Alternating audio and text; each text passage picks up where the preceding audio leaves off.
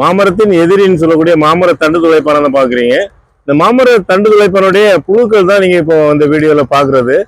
இது வந்து தாய்ப்பூச்சி வந்து முட்டைகளை இட்டு சின்ன சின்ன புழுக்கள் வரும். அதுக்கப்புறம் பாத்தீங்கன்னா இந்த புழுக்கள் இந்த மாதிரி பெரிய புழுக்கள் ஆகிடும்.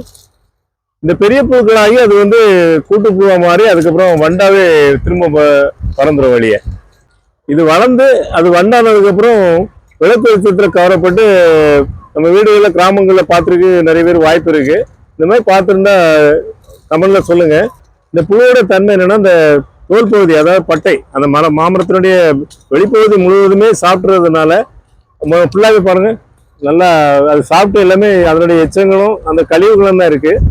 அதனால மரமே காஞ்சி போறதுக்கு வாய்ப்பு உண்டு.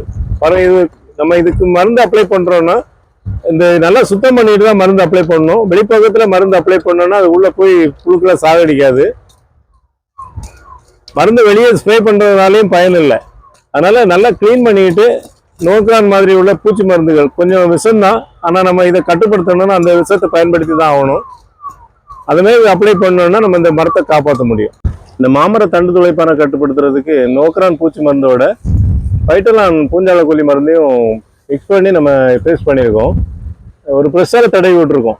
இது மாதிரி பண்றதுனால என்னன்னா, இந்த பைட்டலான் செய்யறதுனால வேற ஃபங்கஸ் அட்டாக் எதுவும் இதுல வராம இருக்கும். அந்த புழுக்களும் வந்து ஃபுல்லாவே கட்டுப்படுத்தப்படும். இந்த முறையை நீங்களும் கடைபிடிச்சு மாமரங்களை காப்பாற்றலாம். நன்றி, வணக்கம்.